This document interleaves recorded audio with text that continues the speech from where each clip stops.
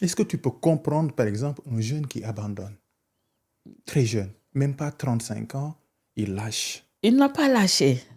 Il est découragé, mais il n'a pas encore lâché. Il y a moyen de le sauver encore. C'est que nous n'avons Mais plus, la vie n'offre pas beaucoup de n'offre chance. plus. Oui. Nos sociétés n'offrent plus ces garde-fous de récupération des nôtres. Personne n'a le temps de personne. Un jeune qui est en train de... qui n'a pas lâché, il est découragé. Mais si on le laisse dans ce découragement, ça peut le mener maintenant à des positions extrêmes. Il lâche et puis il se met dans des choses incroyables. Voilà. Les jeunes, Mais parce la que drogue, tout voilà, ce qui est... ces garde-fous avant existaient parce que les gens se parlaient, les gens s'écoutaient, les gens se regardaient, les gens se touchaient. Maintenant, on n'y a plus ça. Personne n'a le temps. Et on laisse beaucoup de gens sur le côté. On ne jette même pas un regard. On passe là, chez soi, on garde sa voiture, on rentre chez soi, même parfois les voisins. Et dans la rue, qui regarde les gens dans la rue? Qui regarde même, je ne dis même pas les êtres humains, qui regarde même un arbre dans la rue? Qui regarde même un mouton qui passe dans la rue? Encore moins qui ne regarde même pas quelqu'un. On passe devant les gens, on ne les salue même pas. On ne fait même pas attention. Quelqu'un vous salue, assalamu alaikum. Combien, si on est un groupe de 3, combien répondent à sa salutation? Qui s'arrête une fraction de seconde seulement pour dire alaikum salam.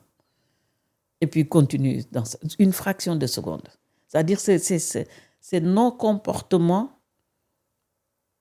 qui amènent nos enfants, nos petits-enfants, les jeunes. C'est nous les adultes qui sommes responsables de la situation de nos enfants, des jeunes dans ce pays.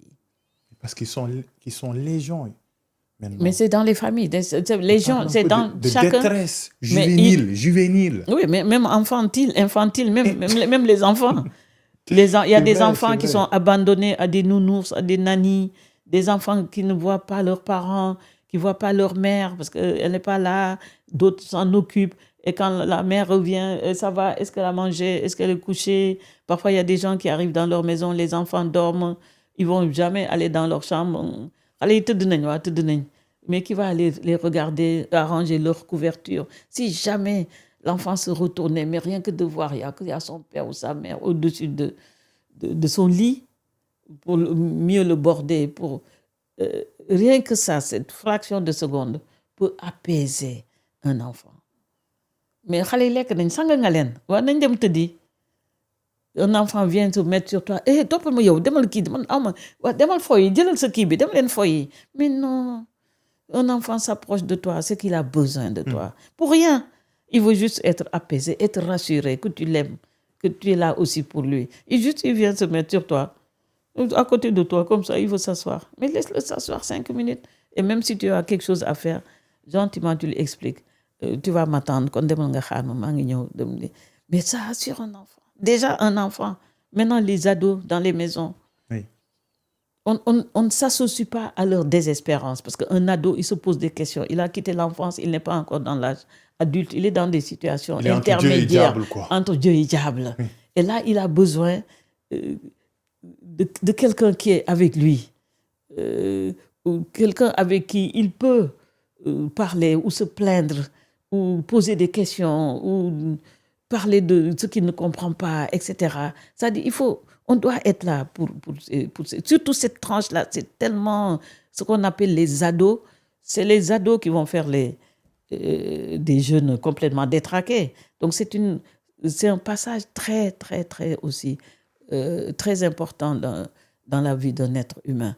Mais malheureusement, ils ont leur chambre, ils ont des portables, ils ont des tablettes ou dans les maisons, on ne fait même pas attention à eux. On ne fait même pas attention. Soit on les envoie, allez, va chercher ceci, va dire, et puis dans les maisons, les femmes privilégient les maris au détriment de leurs enfants.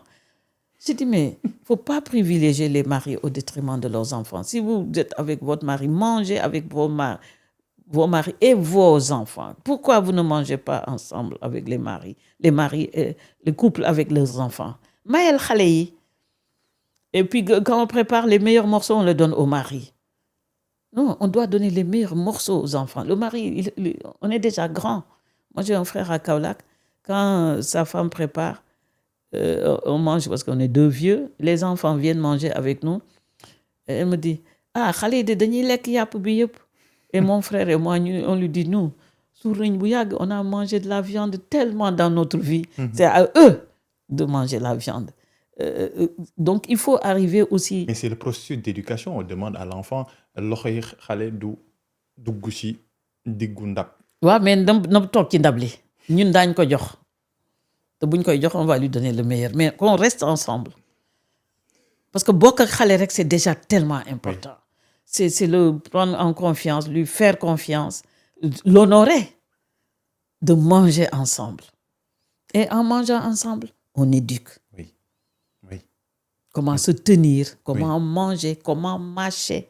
Parce que la plupart des maladies que nous avons actuellement dans ce pays, les problèmes de reflux gastrique, les problèmes de ceci, c'est parce que les gens ne savent pas manger, parce qu'ils ne savent pas mâcher. Ils ne savent pas manger. Les Sénégalais ne savent pas manger. On avale. On avale. Sans savoir même qu'est-ce qu'on avale. Parce qu'on mange en parlant, on mange en téléphonant. Alors que quand on mange avec les enfants, quand on mange ensemble, on les éduque. On se tient bien, on mâche, comment on prend la nourriture. Donc tout ça, c'est important. Non seulement on fait des gens qui, malgré qu'on leur dise faites ceci, faites cela, sentent qu'on prend soin d'eux, qu'on se préoccupe d'eux.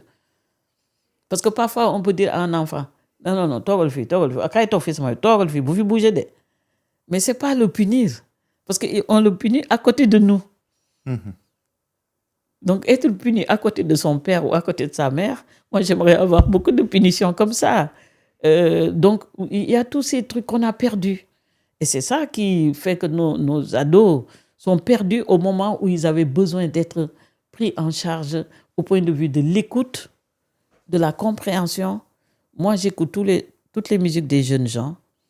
Je m'intéresse à leurs habillements, à leurs casquettes, à leurs chaussures. Je m'habille même parfois comme eux, pour être dans leur vibe, comme ils disent. Et comme connecté. Hein. Il faut cette connexion. J'aime être connecté.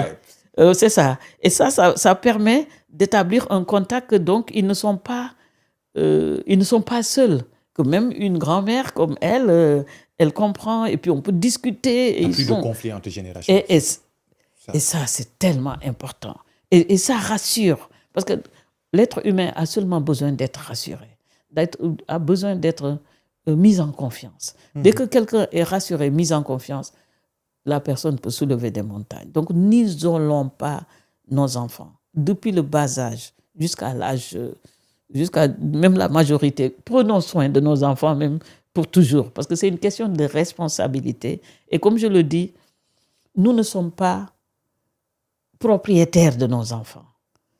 On nous a confié nos enfants. Parce que c'est des créatures qui sont arrivées avec leur kit, le kit dont je parlais tout à l'heure. On vient avec un package, avec un destin. Donc ne brisons pas, n'allons pas à l'encontre de ces destins. On nous a confié des créatures, prenons-en soin. C'est très, très, très important. C'est même vital. Aussi bien dans la famille qu'au niveau de nos éducateurs aussi, les enseignants aussi, l'environnement. Le quartier, un quartier doit prendre soin des enfants du quartier. C'est très important si on veut des adultes de demain responsables, moins désespérés et qui auront une vie qui mériterait d'être vécue, pour qu'on en tire des résultats positifs pour nos pays, pour le monde, pour l'humanité. Et il y a un tragique exemple de ce regard-là qu'on ne porte pas aux enfants, aux ados. Ce tragique exemple, c'est dans un temple du savoir. En l'occurrence, un étudiant qui s'est suicidé. Moi, je pense que cette chose-là n'est pas banale. Loin de là. J'en parle parce que ça m'a secoué, au fait. C'est la lettre de Matar Diagne. L'avez-vous lu? Si, je l'ai lu. Vous avez ressenti quoi? Je l'ai compris. C'est-à-dire, je l'ai compris. Bon, j'ai ressenti bien sûr de la tristesse. Voilà, c'est triste qu'un jeune comme ça, qui n'a pas pu être récupéré.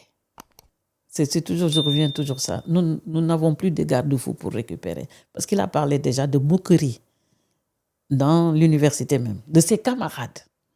Qu'il avait une maladie, mais les autres se moquaient. De telle sorte qu'il préférait s'isoler. Ensuite, sa mère avait eu des problèmes de santé, avait fait un AVC. Ils n'ont pas beaucoup les moyens. Ses parents étaient aussi...